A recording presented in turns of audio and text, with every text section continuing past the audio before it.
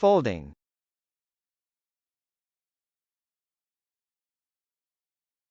Folding.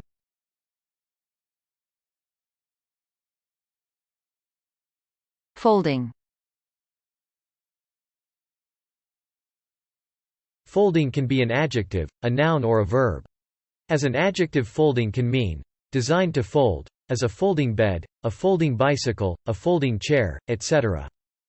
As a noun, folding can mean 1. The action of folding, a fold. 2.